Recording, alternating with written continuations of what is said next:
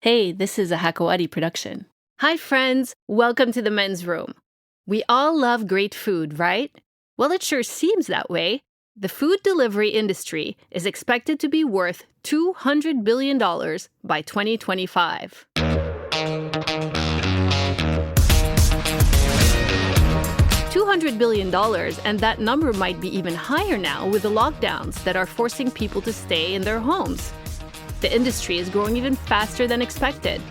In fact, online food delivery has been one of the only winners since the coronavirus outbreak. And considering that only 11% of the world currently has access to online food delivery, it's a safe bet that there's plenty of opportunity here for tech companies globally.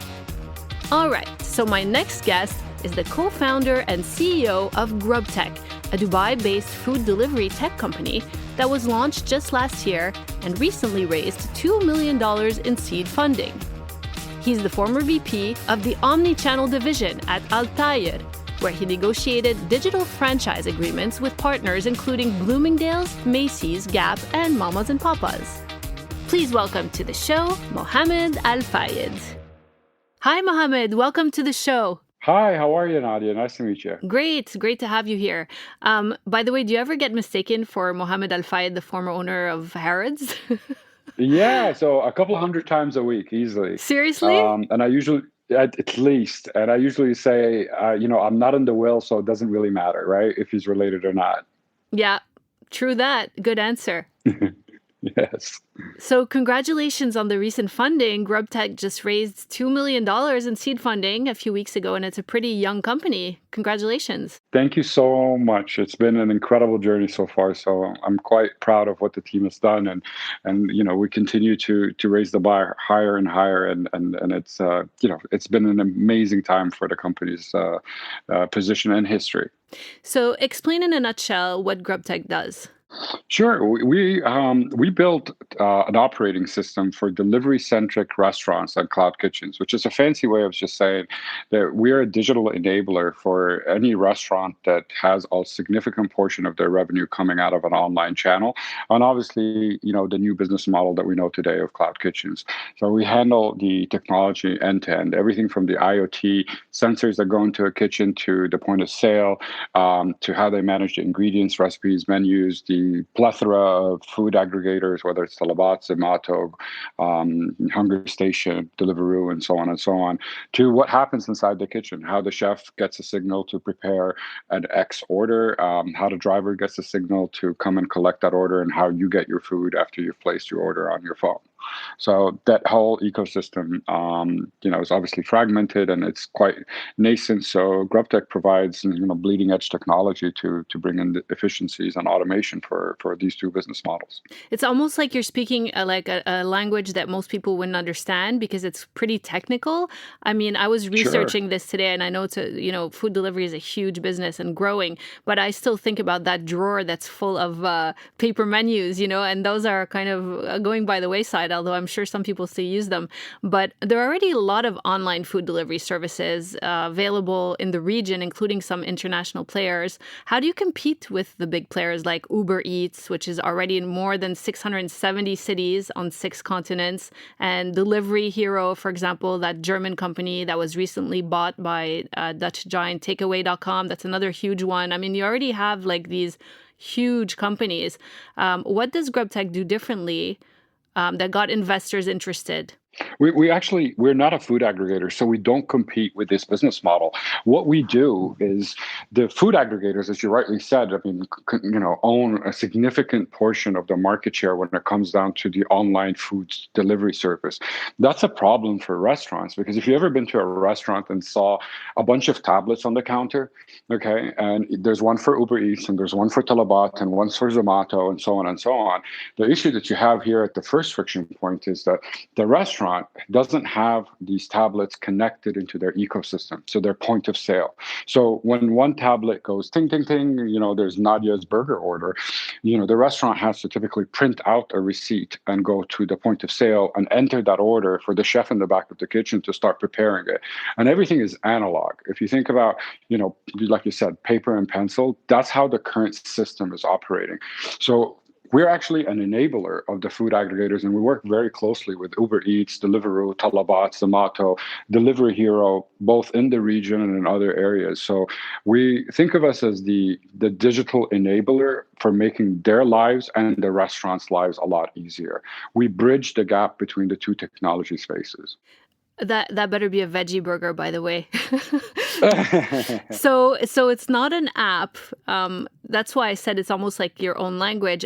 Do you have competitors, or is this really kind of a new kind of technology that's kind of the next step in what's already happening with all the online aggregators? More like the latter. I mean, look, this digital transformation of flipping restaurants from brick and mortar dine-in locations where you can come in and order food to the new consumer norm of getting your phone out, placing an order on your phone and expecting a doorbell in 38 minutes with your food. This just recently happened. So the food aggregators have been around for about 10 years, but it was still sub 10% of a restaurant's revenue. Today, a food aggregator can easily be 30 to 50% of a restaurant's revenue, and obviously because of pandemic, now with dine-in all but limited, now that's the 80% revenue channel. So the accentuated friction point, if you would, is now much more meaningful for a restaurant. And that's on the restaurant side. If I look on the cloud kitchen side, so, the cloud kitchen business model, for all intents and purposes, is about 2 years old. The concept of getting an empty warehouse and stuffing 10 to 12 brands in it that serve as delivery-only brands on food aggregators is a relatively new concept. And basically, technology hasn't made that leap to cater to that business model yet. And that's where we really saw our opportunity. So we built a from the ground up operating system to, make these people's lives a lot easier using technology. I think I kind of get it. I know you talk about kind of robots or AI also in when you talk about what you do. I know Domino's Pizza, for example, has been talking about rolling out robotic delivery in Texas for a couple of years now. Car companies, including Ford, Toyota, and GM, have successfully trialed their autonomous vehicles for food delivery services in the U.S. Does Grubtech have any plans on using any kind of robots for anything that you just described? I know you don't do like the delivery, you're kind of in the deeper tech side of it, but how would you use AI and robots? So great question. So on the AI side of things, so Nadia places, let's call it one order a day from a brand, right? And as you build this history of Nadia's previous, purchases, the brands should really know who Nadia is, right? I mean, you said I want it to be a veggie burger because I don't eat meat. Why do you keep seeing, burgers and steak every time you open up your app? We need to move to a position of hyper personalization, and where we're actually taking it is even a step forward, so a step further. So rather than only know Nadia as a milkshake lover who's a vegetarian who prefers to order salad for lunch, and a nice, acai bowl for dinner, and we take it a step forward by saying, well, we should also talk to Nadia's Apple Watch and see what her Apple Health data is to see how many calories did she burn in her morning workout, and to suggest a dinner plan that fits her particular goals, whether it's, building muscle, losing fat, or just maintaining her weight. And that's what we're, the next step or the evolution that we're trying to kind of enable in that sector is how do we leverage the information that is being captured around you, how long you've slept, how many hours you've worked, how many steps you've taken, how long you were standing up, to start to cater the availability of abundance of meals or from the, again, abundant restaurants to make sure you're getting what you need. And the technology that we're using with machine learning or artificial intelligence is to try to identify who Nadia is by way of personalization and traits, and then to use Nadia's information to match her with the appropriate meals that make her life a little easier. As far as robotics is concerned, I mean, we like to dabble in that space. I think we're a little bit away from getting, robotic delivery in the Middle East. But what we really see coming soon is robotics in food prep. Okay, and we dabble with some startups in Silicon Valley where they're using robots to make pizzas and flip burgers. And we see that given the demand is really concentrated around two peak times, right? There's demand for the lunch service and demand for the dinner service, and successful restaurants that either make pizza or burgers, could use an automation by way of robotics to expedite that. And the the goal there is to create consistency. So every time you order the pizza, you get it with the right number of onions or olives or pineapples, and it's always consistent. And the second thing is to collapse the delivery time. So the average delivery time today around most of the world is around 42 minutes.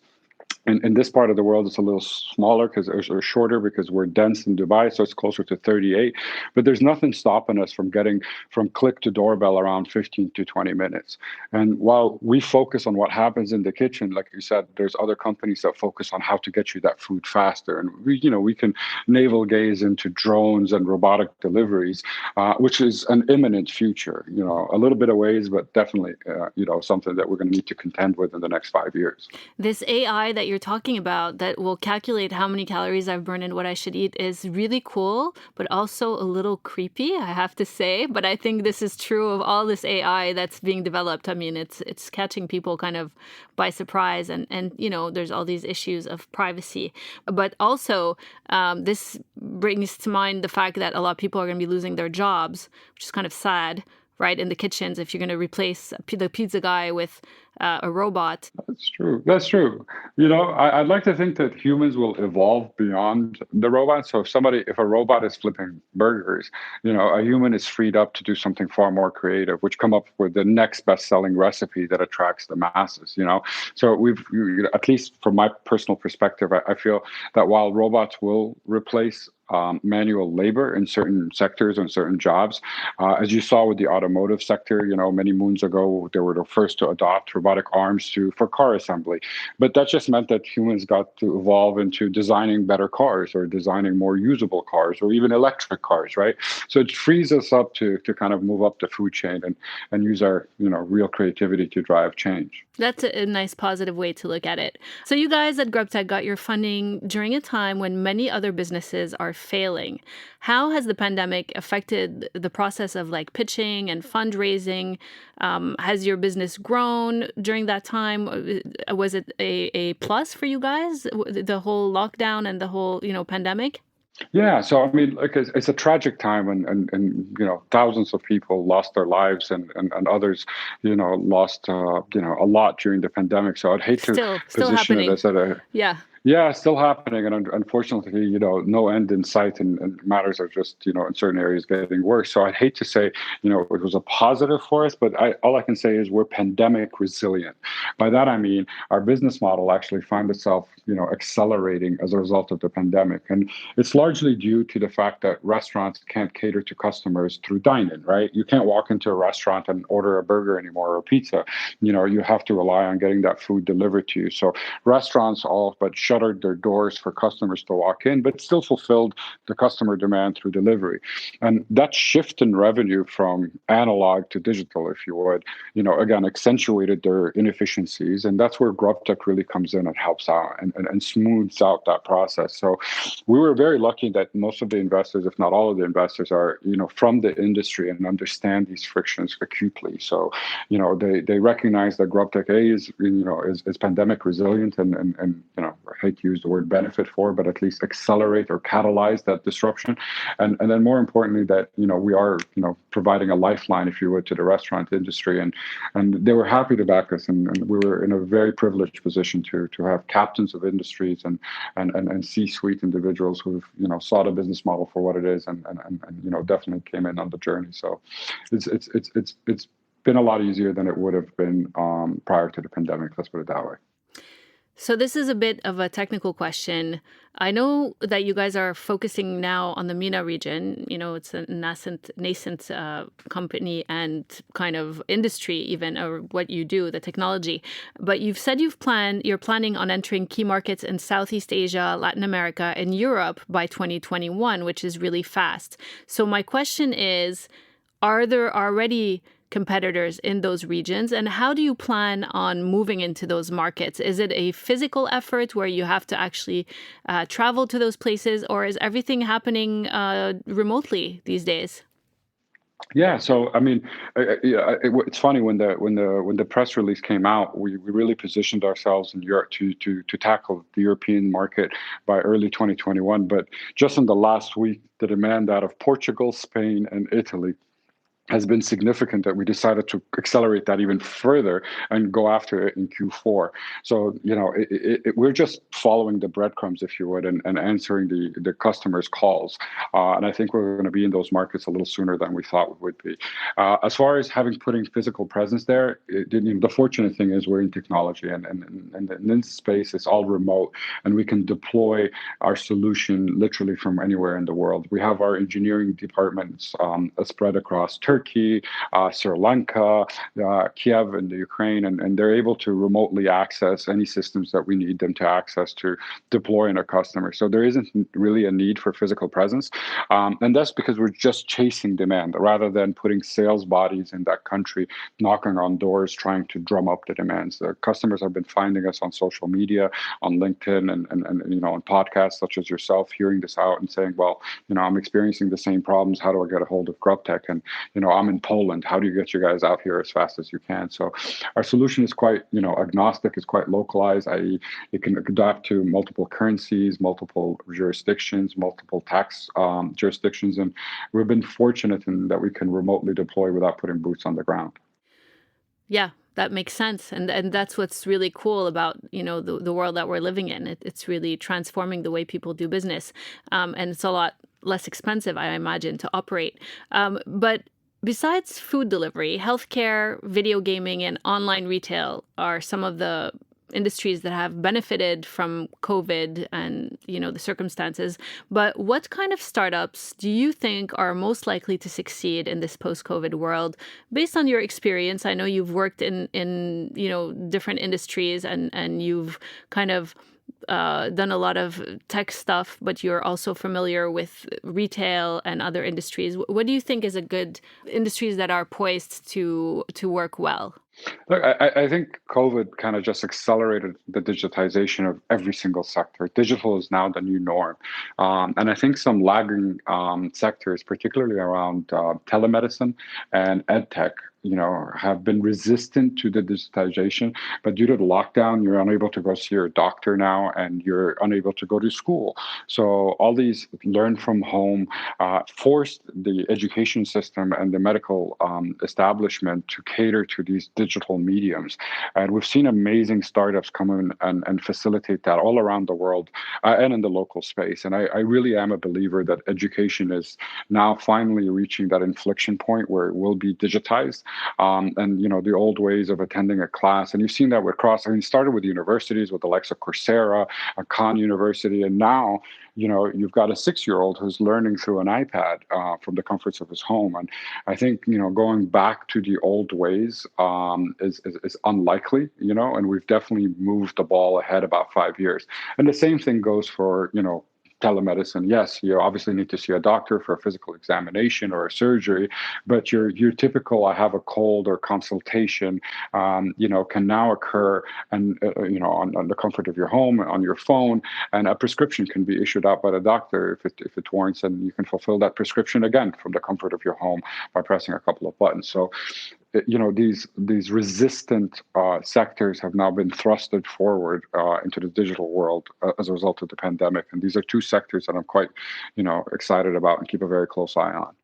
Yeah, you're right. Those are sectors that have accelerated and that need to accelerate more, in my opinion, especially education. I'm not sure if a fully digital, lower education is ideal for small children who need to be playing with other kids and scraping their knees, and but definitely this will improve how they do it as the competition grows. So I guess that's a good thing. But sorry, Nadia, Yeah. I want to elaborate on that. Yeah, of course. That's kind of that has a knock-on impact, right? Because one of the things I'm a proud father of twins, and I think the education system also enabled the working parent, right? Because when your kid's in school from 6 to 3, or with after-school activities till 5:30, that enabled you to go and participate into the workforce, right? The minute you take 7th graders, 8th graders, 9th graders, and you put them behind an iPad at home, that also forces corporations to adopt work from home strategies and remote working, because there needs to be a supervising adult at home. So it has a butterfly effect across how we live our life as a result of disrupting education for kids. I'm quite keen to see what will happen as the world tries to resume normalcy while the kids are still at home and parents have to juggle, making sure the kid opens the iPad and attends his class at the same time. I've got a conference call on Zoom and I can't be in the office. It's going to be quite an interesting, unfolding of events, if you would. Yeah, definitely. And the thing is, younger kids as well need close supervision. You can't just make sure they open the iPad. Sometimes you have to help them do the work, or help them do the assignment. And not all parents are available to do that. So, yeah, that is definitely an interesting thing. And actually, restaurants are another one. Everything's going online. The experience of going to a restaurant, are we going to lose that? Are we going to lose a lot of restaurants? A lot of places shut their doors during COVID. I'm wondering if this will be a trend that will last or recover, because people like going out for dinner. It's not the same thing to order, a pizza made by a robot. It's true. One trend that we noticed very early on in the lockdown scenario is the restaurant experience at home. So you started to see a lot of restaurants create that experience that they give you in the physical location at home. One of my favorite burger joints, I'm a big burger fan, so one of my favorite burger joints started selling me the burger buns, the burger patties, the cheese, the magic sauce or the secret sauce they put in a nice packaged box. All I got to do is just flip the burgers on my grill and compile the burger in the same exact way that they would do it. And I had my, quote unquote, restaurant experience at home. So you started to see a lot of people experiment with cooking and they needed some guidance. So that's where the restaurateurs, or at least the entrepreneurial restaurateurs, stepped in and provided the raw ingredients, the know-how in a simple to execute format, and that you can create the same dish that you would order in a restaurant. Now, that doesn't absolve the occasion. I got married, I got engaged, I got a promotion, I want to celebrate, I want to go eat in a restaurant. I think that is never going to be replaced by online. But getting that good burger with all the ingredients, magic sauces, and that experience from eating in the restaurant can be now semi-replicated at home. Yeah, I guess you can have the food covered, but you don't have the experience of sitting in, a nicely designed space that kind of takes you out of home. People like to get out of the house. And then you don't have the social experience either. People like to people watch. But maybe with, VR goggles and all that, we'll get there somehow in the weird future that lays ahead. So you never know. Thank you so much for speaking with us today, and I wish you the best of luck with Grubtech. Thank you so much, Nadia. I really appreciate the opportunity. It was great talking to you guys as well. That's all the time we have for today. Hope you enjoyed the show. Be sure to click that subscribe button so you know when we have new episodes coming out. And check us out also on social media.